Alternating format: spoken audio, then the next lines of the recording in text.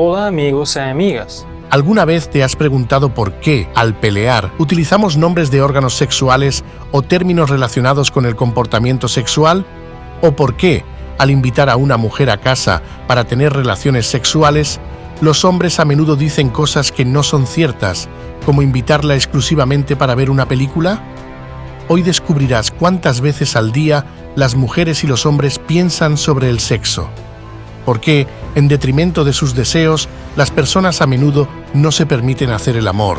¿Por qué la monogamia se considera algo bueno y correcto, pero la mayoría de las personas se engañan su pareja? También quiero hablarte sobre lo que enfrento en mi trabajo todo el tiempo. Estos son traumas sexuales, complejos, cómo lidiar con ellos. Y lo más importante, hablaremos sobre las razones de todo esto, los tabúes sexuales, útiles y dañinos, así como sus raíces, y sobre cómo puedes relacionarte con ellos.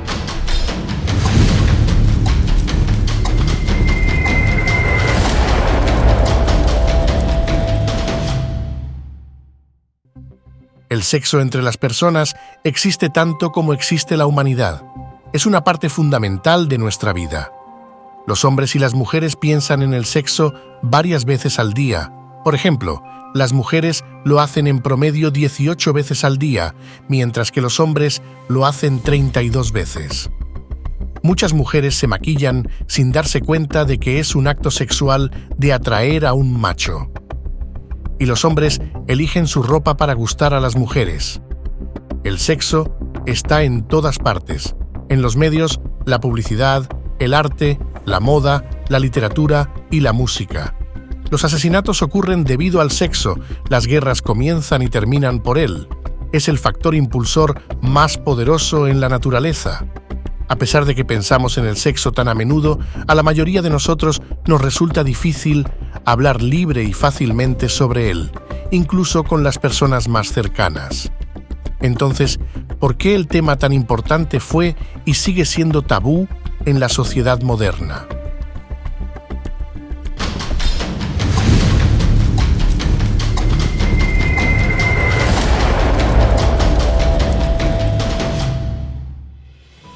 Inicialmente, Homo sapiens no ocupaba el pináculo de la pirámide alimentaria, lo que significa que los humanos luchaban por sobrevivir, al igual que otros animales, a menudo cediendo en fuerza física. El instinto de reproducción era tan fuerte como el de otros animales. La vida era corta, los niños morían con frecuencia y para sobrevivir era necesario tener muchos hijos. A medida que la humanidad evolucionaba, desarrollaba lo que se conoce como sexualidad femenina expandida, es decir, la disposición de la hembra para el apareamiento en cualquier momento del ciclo, no solo durante el período fértil. Este es un mecanismo de supervivencia poderoso, más avanzado que el de muchos animales. Sin embargo, más tarde, por varias razones, la humanidad también desarrolló la necesidad de controlar los impulsos sexuales. El tabú es un mecanismo social de prohibición de ciertos comportamientos. El tabú más antiguo fue la prohibición de matar animales sagrados, pero más tarde surgieron tabúes sobre la expresión de la sexualidad. Toda la sexualidad humana, desde las restricciones hasta la promiscuidad, desde el ascetismo hasta el libertinaje, desde la patología hasta la norma, en todos sus aspectos, procreación, erotismo, poder, violencia, placer, deber, ha sido objeto de activo tabú durante al menos los últimos 2000 años y se ha considerado como un área ambigua y cerrada. Por un lado, está dominada por la vergüenza de ciertas partes del cuerpo y el peligro de fuertes emociones, atracción, celos, violencia. Por otro lado, es el acto divino de crear vida. Esta ambivalencia ha dado lugar a innumerables tabúes que han cambiado con el tiempo. Sin embargo, como señaló Freud, cualquier tabú tiene su lado oscuro. Es importante entender, ya sea que tengamos una vida sexual rica o practiquemos la abstinencia, todo está relacionado con la sexualidad.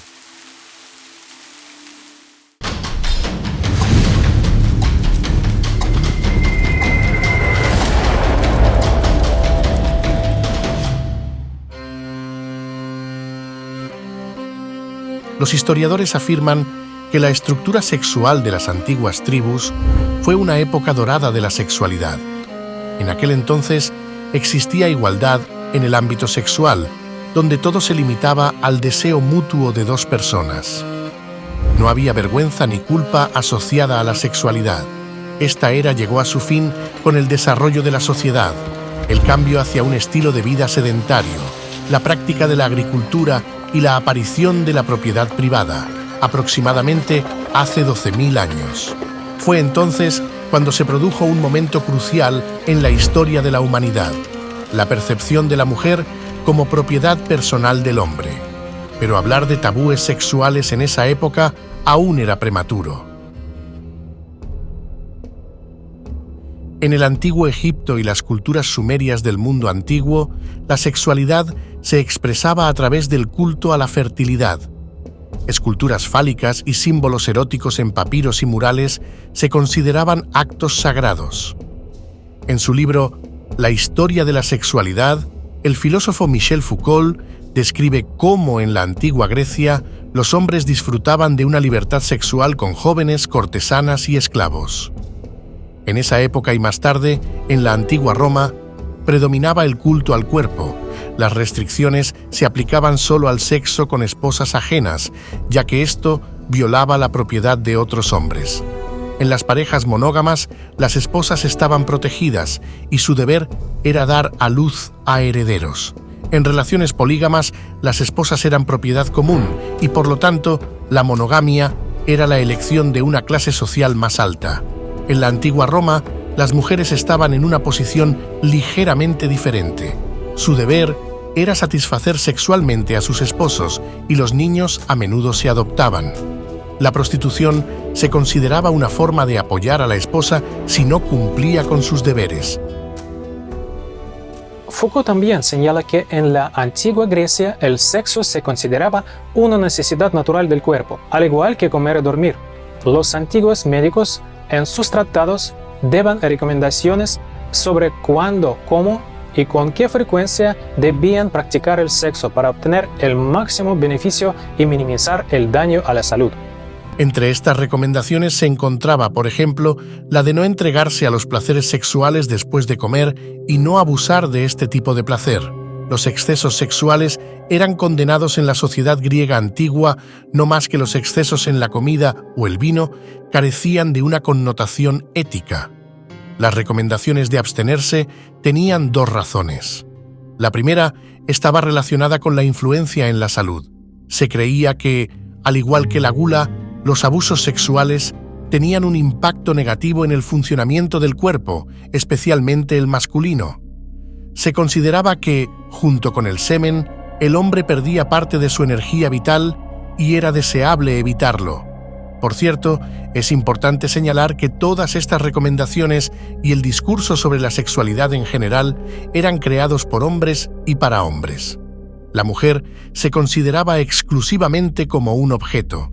Para entender la segunda razón, es necesario abordar la idea antigua de cuidado de uno mismo. El cuidado de uno mismo para el griego antiguo implica cuidar de su mente y alma. Implica una forma especial de ver el mundo, dirigir la atención desde lo externo hacia uno mismo, observarse a sí mismo, sus pensamientos y reacciones. ¿Cómo entra en conflicto esto con la sexualidad? La cuestión radica en que el estado de excitación sexual y el acto sexual en sí son estados en los que tenemos menos control y conciencia de nosotros mismos. Nosotros estamos completamente dominados por lo físico, el elemento bajo y animal que se opone a lo alto y divino en nosotros. Nos volvemos un poco más animales y un poco menos dioses. Y esto no es en absoluto lo que buscaba el noble griego antiguo. Así que los griegos consideraban la abstinencia beneficiosa no solo para la salud física, sino también para la salud mental. Pero esto no significaba que debían excluir la sexualidad de sus vidas. Reconocían su parte animal y, a diferencia, por ejemplo, del cristianismo, no buscaban sofocarla. Bastaba con controlarla, gestionarla correctamente y de manera racional. En la antigua Grecia, las prohibiciones sexuales aún no se consideraban tabúes.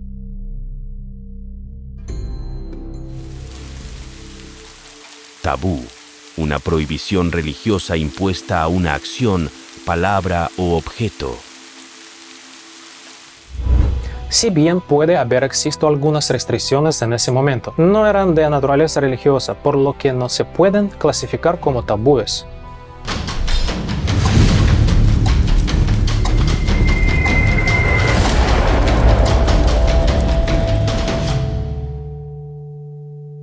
El cristianismo, que sucedió al paganismo, fue en cierta medida una religión radical al tabuir la poligamia por primera vez y promoviendo la monogamia. A medida que la Iglesia ganaba poder, no solo condenaba el sexo fuera del matrimonio eclesiástico, sino también el sexo homosexual y, en general, el placer en sí mismo. El sexo solo se volvió aceptable con el propósito de procrear y en gran medida sancionado desde el exterior, con la bendición del poder eclesiástico. La corporalidad se convirtió en un pecado. Fue en el cristianismo donde el sexo se problematizó por primera vez. Esto se debe a que por primera vez en la historia occidental surge una organización unificada que pretende controlar la esfera espiritual del individuo. Si antes el cuidado de uno mismo era un asunto individual, ahora se convierte en la tarea de la Iglesia. La Iglesia monopoliza la espiritualidad y sus prescripciones ya no son recomendaciones, sino estrictas órdenes, y a aquellos que las violan no solo les amenaza una mala salud, sino un castigo desde lo alto y tormentos eternos. A la Iglesia le resultaba necesario obtener control sobre esta esfera íntima de la vida humana, y por lo tanto sobre toda la persona, y controlar resultaba más fácil a través de la culpa y la vergüenza. Así es como el autocontrol antiguo se convierte en control cristiano a través de la culpa y la vergüenza. Pero la historia no termina aquí. No podemos considerar que la actual tabuización del sexo en la sociedad secular aún se base en ideas religiosas. Hace mucho que el Estado tomó la posta a través de la cultura popular y la medicina. Foucault lo llamó biopolítica.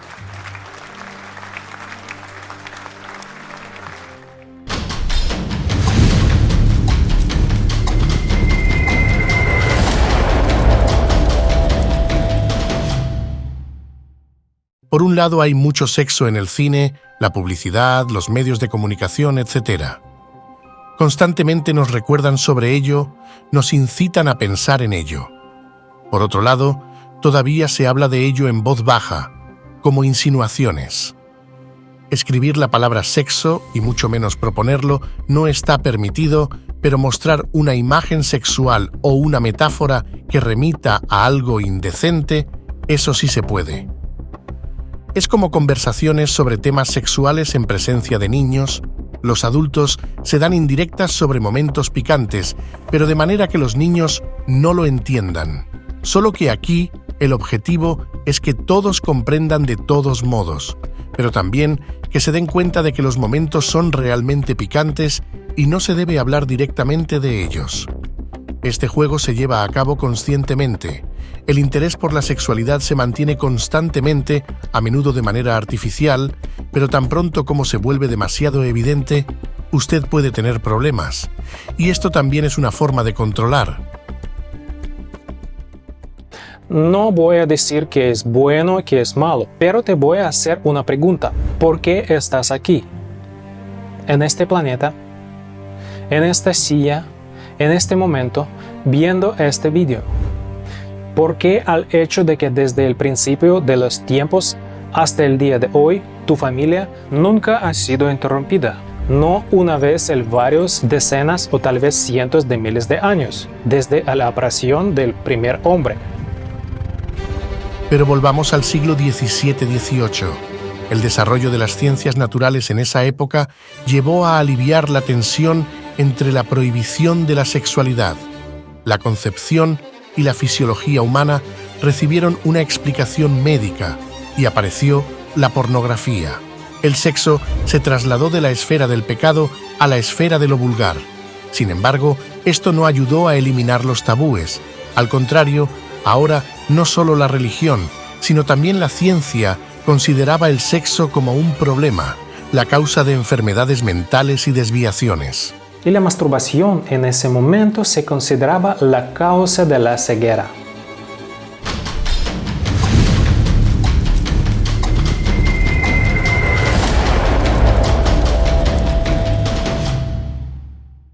Entonces ya hemos comprendido que existían razones para el origen de los tabúes sobre la sexualidad. Pero ¿cuáles eran esas razones? Más importante aún, ¿hubo algún beneficio para la humanidad y hay algún beneficio en los tabúes sexuales en el siglo XXI? Sin duda, muchos tabúes son beneficiosos, desde la antigua prohibición del incesto hasta el sexo con animales, los difuntos y los enfermos mentales. Puede ser peligroso o afectar negativamente a la descendencia. Existe la opinión de que los tabúes han dificultado la propagación de enfermedades venéreas, pero ¿puede la prohibición detenerlas? Esta es una pregunta compleja y ambigua. En primer lugar, porque la prohibición de las necesidades biológicas a menudo intensifica el deseo de violarla. En segundo lugar, la propagación generalizada y desenfrenada de algunas de estas enfermedades habla lo contrario, como la propagación de la sífilis en la Edad Media durante el apogeo de los tabúes sexuales. Además, es interesante que algunas de estas enfermedades nos llegaron de los animales. ¿Están relacionados los tabúes sexuales con estos hechos? Propongo dejar esta pregunta abierta. Además, otros tabúes como el sexo con personas del mismo género fueron castigados severamente en muchas culturas. A pesar del papel revolucionario de Freud en la liberación de la sexualidad y los cambios históricos que siguieron, como el movimiento feminista, la revolución sexual, el desarrollo de la medicina y la aparición de anticonceptivos, la vida sexual todavía está llena de tabúes. Desafortunadamente, nos resulta difícil imaginar cómo sería el mundo sin tabúes sexuales. Nuestra vida está tan impregnada de ellos. Pero, ¿cuál es la razón detrás de la aparición de los tabúes? Hay una explicación psicológica del filósofo Georges Bataille. En su libro Historia del erotismo, describe la razón como la proximidad de los órganos sexuales al sistema excretor del cuerpo y asocia el sistema excretor con el miedo a la muerte, ya que a través de él, lo vivo se convierte en no vivo. Bueno, ya entiendes, vamos al baño y lo vivo se vuelve no vivo. Sin embargo, recuerda que para los antiguos griegos y luego los romanos, esto no era en absoluto un problema. Además, hay una explicación aún más siniestra en la categoría de teoría de conspiración. Hay dos, y ambas están relacionadas con la religión. Primero, la inaccesibilidad del sexo y la sexualidad para los líderes religiosos. Si algo agradable o bueno no está disponible para mí, ¿cómo lidiar con eso? Llámalo malo, desvalóralo. Esta es una defensa psicológica típica.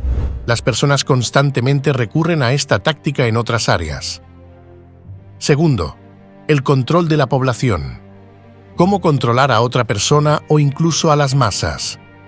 Convéncelos de que tienen un problema, que no son correctos, y explícales que solo tú puedes ayudarles. No está mal, ¿verdad? Esto se parece al gaslighting a escala mundial.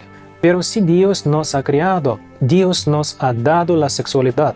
¿Y por qué Dios hizo que el sexo fuera agradable? Es como si nos estuviera insinuando algo, ¿o no? En ningún caso quiero decir que la religión sea mala, pero me gustaría que cada persona decidiera por sí misma qué es bueno para ella y qué no, basándonos no en las convenciones de los demás, ni en reacciones subconscientemente desarrolladas, ni en los sentimientos de culpa y vergüenza inculcados en nosotros durante cientos de años, sino en el análisis de cuál es nuestro comportamiento bueno para nosotros, en términos físicos, emocionales, sociales y espirituales, y cuál es malo y por qué. Para hacer esto, necesitamos estar dispuestos a entender y tener conocimientos al respecto.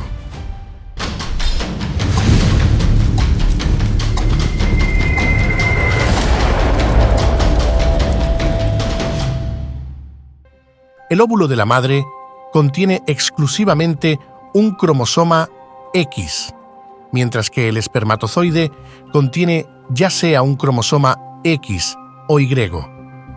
El género del bebé se determina al azar durante la concepción. Si el óvulo es fertilizado por un espermatozoide con un cromosoma X, se forma un embrión femenino con el conjunto XX, y si es fertilizado por un espermatozoide con un cromosoma Y, se forma un embrión masculino con el conjunto XY. Todos nosotros fuimos pequeños niños o niñas. Todos tuvimos padres, luego amigos, chicos y chicas. La interacción con el entorno nos afecta profundamente. Básicamente, es lo que nos hizo ser lo que somos.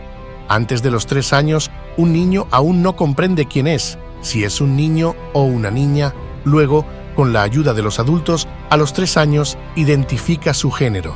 Y luego, desde los 3 hasta los 6 años en la vida de cada niño, ocurre la crisis edípica en el niño y la llamada crisis de Electra en la niña.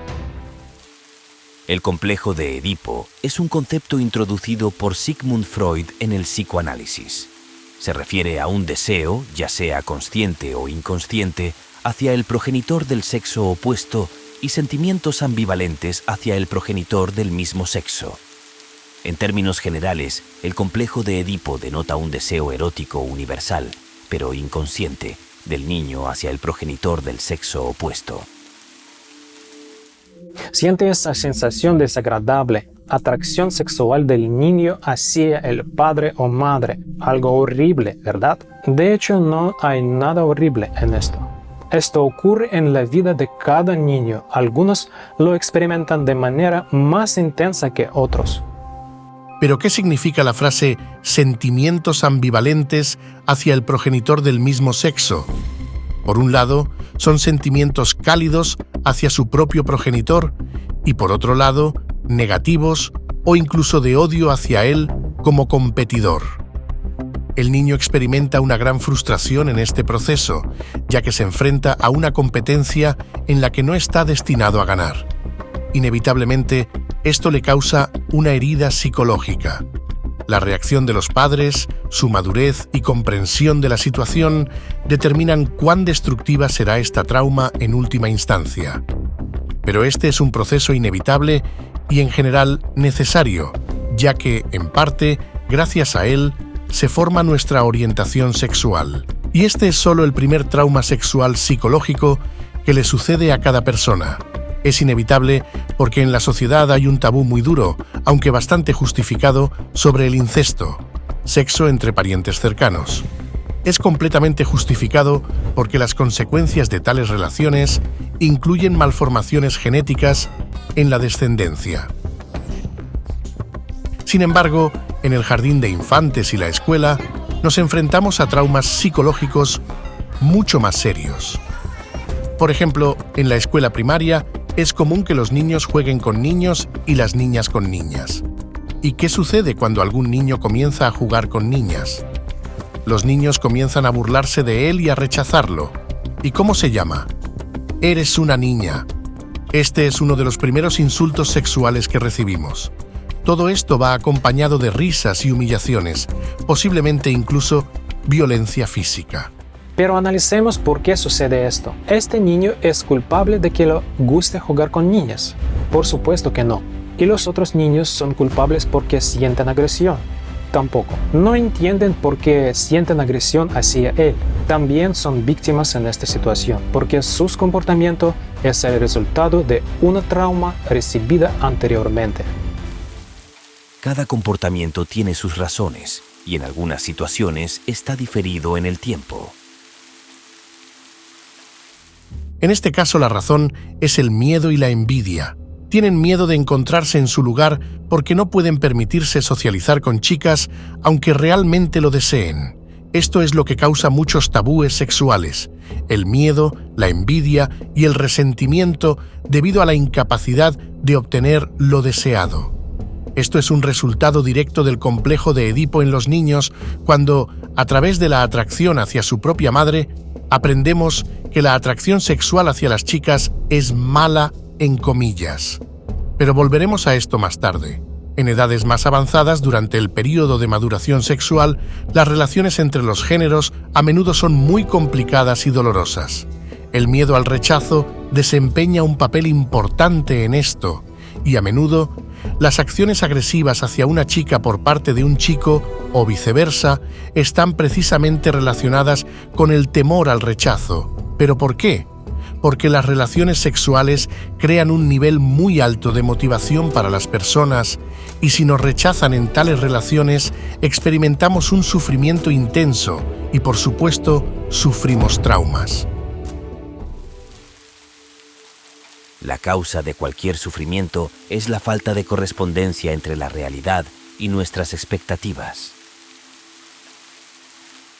Además, los adolescentes aún sin experiencia a veces son muy crueles.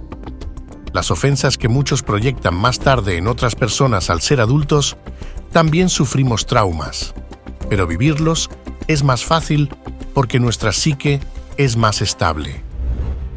Desde los 27 hasta los 54 años se alcanza una edad interesante en la que muchos de nosotros abordamos de manera independiente algunos de nuestros traumas sexuales. Los psicólogos han observado que cuando las personas participan en juegos sexuales con disfraces o tienen preferencias específicas en el sexo, estos juegos suelen estar relacionados con una experiencia traumática sexual previa.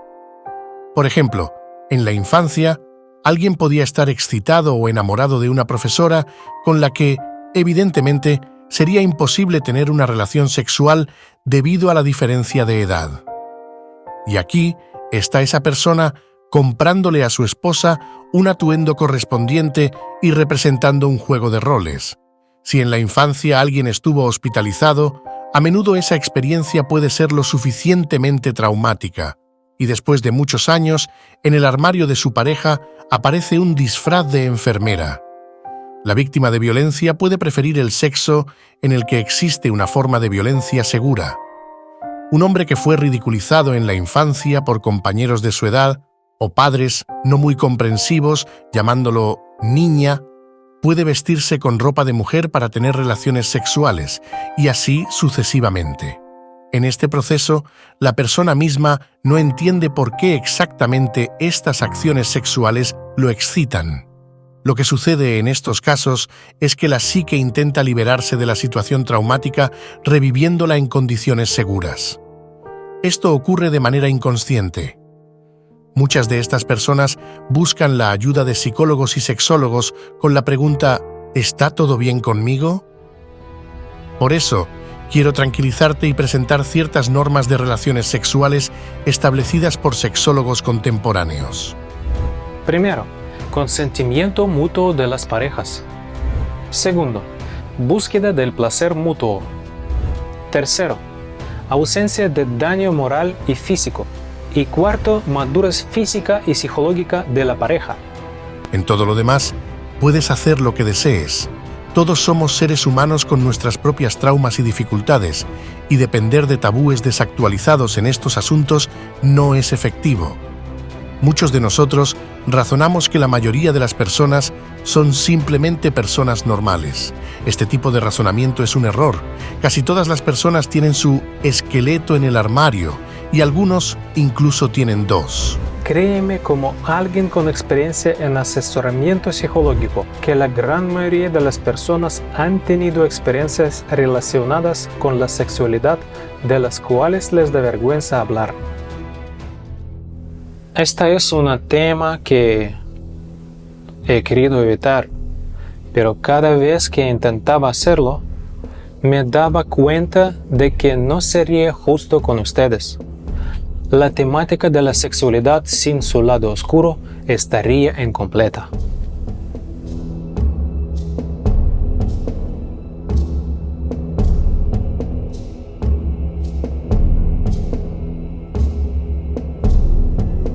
Estos son crímenes relacionados con la sexualidad, principalmente violaciones, pero en casos raros, a menudo con personas propensas y a menudo con trastornos mentales, hay asesinatos sexuales, incluidos los asesinatos en serie. Además, el psiquiatra Bessel van der Kolk, en su libro El cuerpo recuerda todo, dedica su investigación al trauma psicológico y comparte, entre otras cosas, varias estadísticas. Incluye cifras relacionadas con la violencia sexual en los Estados Unidos. Si bien entendía que la violencia sexual podría ser un problema en el mundo moderno, la magnitud aún se sorprendía. Piensen en esto. Con una población de 272 millones de personas, hay 12 millones de mujeres violadas y de ellas, 6 millones son menores de 15 años. Es una cantidad enormemente grande. Reflexioné sobre esto e intenté entender cuál podría ser la razón. Por un lado, hay voces a favor de las restricciones sexuales, argumentando que los tabúes son necesarios y útiles. Por otro lado, prohibir una necesidad fundamental y simplemente bloquear esta fuerza sexual sin posibilidad de liberarla es como construir un dique frente a un río. Tarde o temprano, el río derribará la presa y destruirá todo a su alrededor. Es tentador pensar que los tabúes son la causa de la aparición de asesinos en serie y violadores. Sin embargo, al estudiar las biografías de algunos de ellos, me di cuenta de que el tema no es tan simple. En la vida de la mayoría de ellos y en sus familias hubo violencia de alguna forma, ya sea física o psicológica. Y lo más importante es la predisposición a la violencia. En muchos casos, estos niños fueron criados en un ambiente de permisividad excesiva, es decir, la permisividad o la liberación sexual excesiva también pueden ser perjudiciales, provocando comportamientos adictivos y manifestándose en perversiones sexuales, a menudo con el uso de la violencia. Por otro lado, ¿podrían las estrictas prohibiciones de la sexualidad estar en la lista de razones del abuso sexual? Y la respuesta también es sí.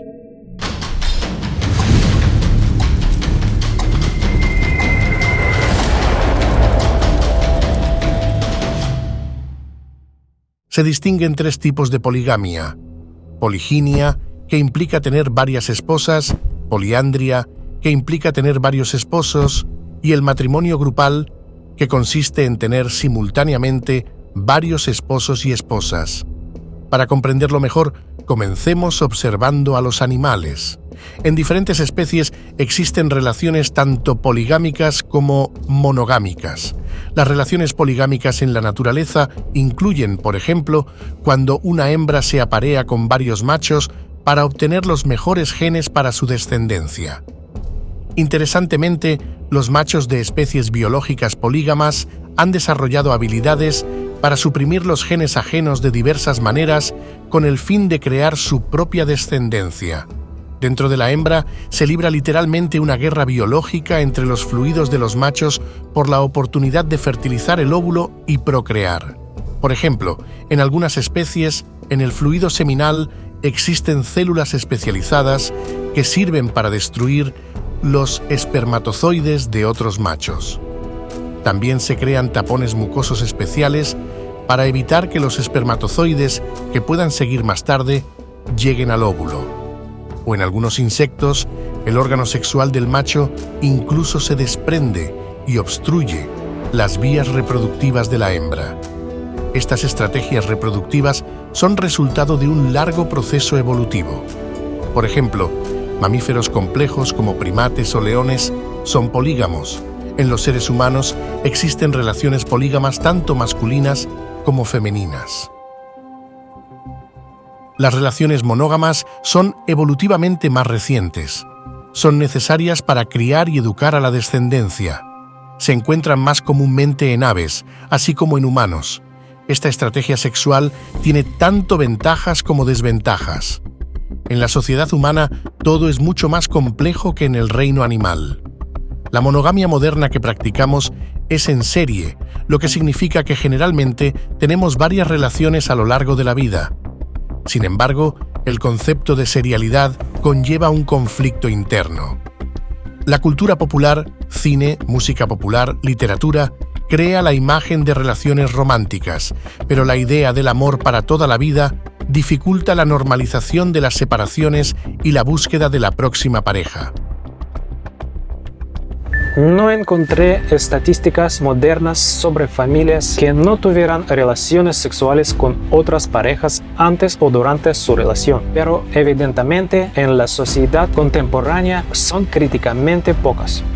Tampoco que parece más bien un margen de error estadístico. Es decir, la monogamia absoluta en las realidades modernas es más bien un mito. Y de aquí surge otro tabú. El tabú sobre la ruptura. La separación se percibe como algo inherentemente malo, aunque no siempre lo sea. A veces es mejor ser felices por separado que sufrir juntos. En la práctica, la monogamia serial queda en una zona ciega, es decir, no se planifica de antemano. Las parejas, incluso suponiendo la posibilidad de una separación, no reflexionan sobre sus condiciones. Por ejemplo, no firman contratos matrimoniales, lo que hace que el divorcio sea doloroso y difícil. ¿Por qué muchas personas no lo hacen? Porque resulta incómodo hablar de lo material cuando se trata de amor. Aquí hay otro tabú no útil al que debe prestar atención o superarlo. La química en la relación pasará y los bienes inmuebles permanecerán. Por lo tanto, a veces es importante hablar de aquello de lo que es incómodo hablar. En algunos países, la monogamia también se promueve porque beneficia al Estado. Por ejemplo, los impuestos son más altos para las personas solteras y las condiciones de seguro médico, así como el acceso a la educación, son mejores para las familias. Las personas públicas que están en relaciones serias generan más confianza. Cory Booker, quien se postuló para presidente de los Estados Unidos en 2019, estaba soltero al inicio de su campaña, pero muy pronto consiguió una novia. Otro punto ciego de la monogamia en serie es la infidelidad. Realizar una investigación cualitativa y adecuada sobre la frecuencia de las infidelidades no es fácil. Las personas tienden a ocultar su infidelidad. Por ejemplo, en los Estados Unidos a principios de 2022, el 23% de los hombres y el 13% de las mujeres admitieron haber sido infieles. Esto solo incluye a aquellos que lo admitieron. A menudo, la diferencia se explica diciendo que a los hombres les es más inherente la poligamia. Sin embargo, en realidad, los hombres tienden a exagerar la cantidad de parejas sexuales, mientras que las mujeres tienden a subestimarla. Sobre esto en particular, escribe el biólogo evolutivo Robert Martin en el libro ¿Cómo lo hacemos? Evolución y futuro del comportamiento reproductivo humano. La necesidad de sexo es individual y depende de una serie de características, tanto biológicas, niveles hormonales y necesidades, como psicológicas. El sexo puede usarse como un medio para lidiar con la ansiedad y la soledad o como una forma de sentir cercanía, y sociales, a quién y en qué circunstancias y de qué manera se le permite mostrar su sexualidad. No hay inclinaciones masculinas o femeninas específicas. ¿Qué nos dice esto?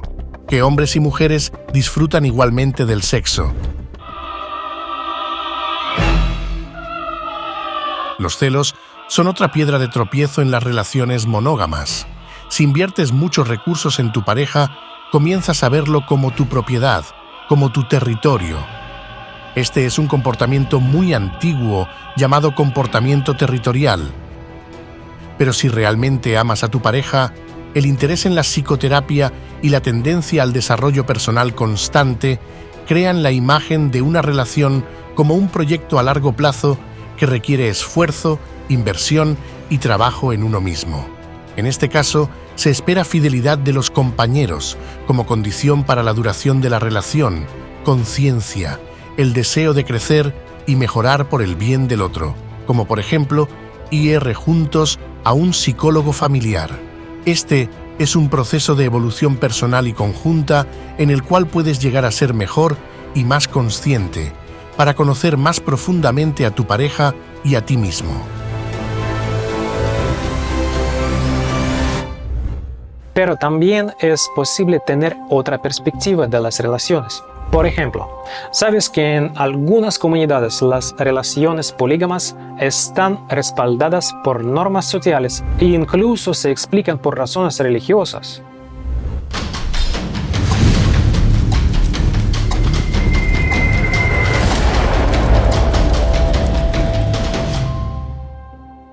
Se trata de la poligamia en lo que se conoce como el cinturón de poligamia, África Occidental y Central, Indonesia y el Medio Oriente.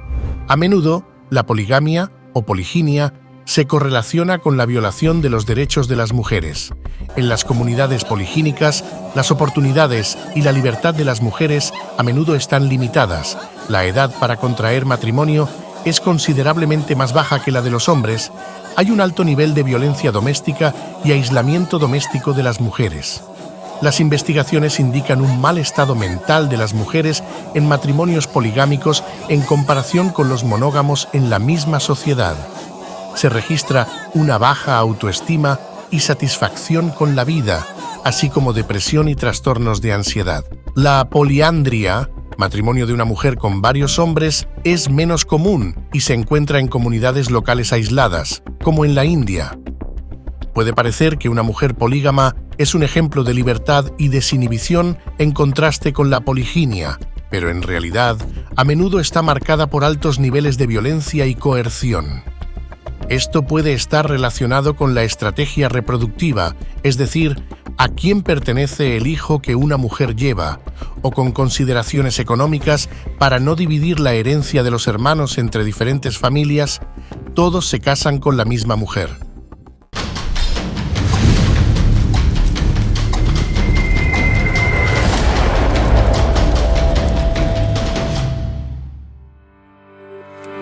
La poliamoría se puede considerar como una variante de la poligamia, libre de los tabúes impuestos por la sociedad. Es un formato de relaciones abiertas en el que se establecen acuerdos entre los socios específicos. Idealmente, discuten de antemano cómo desean ver su vida sexual y emocional y cómo pueden organizarla sin ofender al otro. La poliamoría parece realizar el sueño de libertad y ausencia de restricciones. Sin embargo, en la realidad, impone serias demandas a los participantes.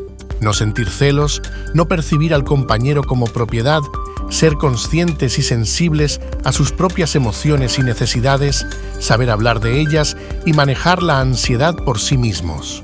A algunos les desaconseja la poliamoría.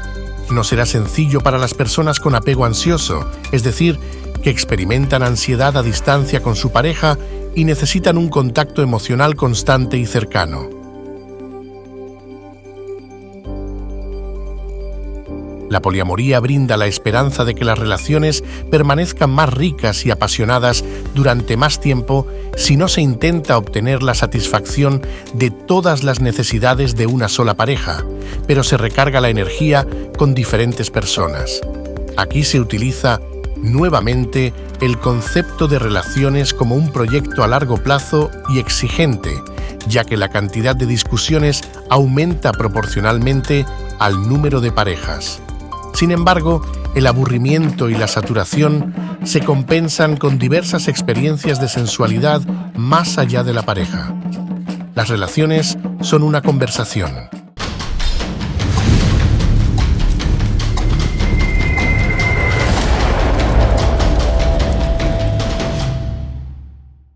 El interés en la psicología, el autoanálisis y la psicoterapia ha aumentado el valor de las conversaciones sobre relaciones y, en general, cualquier tipo de discusión. La idea de preguntar sobre el consentimiento para tener relaciones sexuales justo antes del acto solía parecer que rompía la romanticidad, pero en las reglas y leyes modernas parece bastante sensata. Nice. No, God! No, God, please, no! ¡No! Como resultado de una comprensión específica, entrar en relaciones a largo plazo puede no suceder de manera automática o inconsciente. Es importante discutir los movimientos significativos hacia la pareja y para ello se ideó el término DTR o definir la relación. Defining the relationship. Este es un diálogo separado entre las parejas sobre la organización de la relación que incluye varios puntos: exclusividad o apertura, compromisos y prácticas específicas de la relación, involucramiento emocional, identidad de la pareja, a quién y cómo mostrar estas relaciones, cómo llamarse a sí mismos y qué esperar. Ajustando estos parámetros según sus preferencias, los compañeros pueden acordar diferentes posibilidades. Por ejemplo, las citas sin compromisos implican prácticas específicas en pareja, como vino, velas, paseos a la luz de la luna, pero a menudo no son exclusivas. Los amigos con beneficios pueden pasar tiempo juntos fuera de las citas y no desear ninguna actividad romántica. Esto puede ser simplemente sexo casual. No hay límites claros y precisamente eso es lo que hay que definir por cuenta propia. Las visiones románticas tradicionales sobre el enamoramiento abrumador, que sugieren depender de los sentimientos en lugar de la razón, desde esta perspectiva parecen irresponsables. Todo esto crea condiciones para relaciones libres y ligeros, pero no implica renunciar a la conexión duradera y profunda. Se puede acordar tener relaciones donde no haya espacio para compromisos ni planes a largo plazo, o se puede decidir avanzar juntos. La función principal de DTR es aclarar los límites y las expectativas. Como resultado, surgen formas de uniones bastante complejas. Por ejemplo, en Suecia, alrededor del 40% de los hogares están formados por una sola persona que tiene una relación sólida con su pareja que vive por separado. Estas personas tienen hijos y acuerdan la exclusividad, pero no comparten un hogar común. Así, gracias al conocimiento, las personas pueden elegir la forma de comportamiento sexual sin estar atado por restricciones impuestas desde fuera. Las preferencias se ven bastante influenciadas por las ideas dominantes en la sociedad sobre qué relaciones representan un mayor valor y por qué. Pero surge la pregunta, ¿para quién representan valor? Al crear su propio proyecto de relaciones, las personas quieren evaluar de manera racional los riesgos y las perspectivas, establecer límites y expectativas mutuas. Lo más importante es que todo esto se puede discutir, reconociendo el valor del compañero y encontrar su forma óptima de relaciones en lugar de vivir por inercia, apoyándose en reglas y tabúes ajenos, a menudo obsoletos. Puedes elegir la forma de tu comportamiento sexual según tus preferencias, no las preferencias del Estado, la sociedad o de alguien más, y optimizar esas relaciones para ti. Puedes elegir la poligamia o la monogamia según lo que te parezca más adecuado, pero hazlo porque es lo que deseas y te ves a ti mismo en ello, no porque sea la norma o sea considerado bueno y correcto, porque no existe el concepto de bueno y correcto. Puede ser bueno solo para alguien, y es importante elegir lo que será bueno para ti.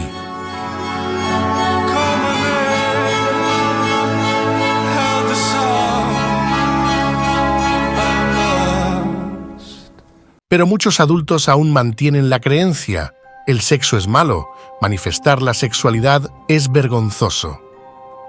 En mi trabajo, a menudo me encuentro con manifestaciones de tabú y traumas sexuales. Sin embargo, muchos clientes aún reflexionan en términos de bueno-malo, correcto-incorrecto. Muchas personas viven sus vidas de esta manera y ni siquiera se dan cuenta de que pueden pensar en términos de ¿qué quiero y qué es bueno para mí? ¿Qué me hará feliz? Cuando la mentalidad de una persona cambia en esta dirección, tiene la oportunidad de encontrar esa felicidad. Quiero decir solo una cosa. No hay una forma correcta de comportamiento sexual. Todos somos diferentes y cada persona puede elegir algo propio. A alguien le gusta la poliamoria, a otros les gustan las relaciones monógamas y algunas prefieren abstinente del sexo por completo. Es importante tomar decisiones de manera consciente para finalmente obtener lo que realmente deseas, aquello que te hará feliz. I am lost.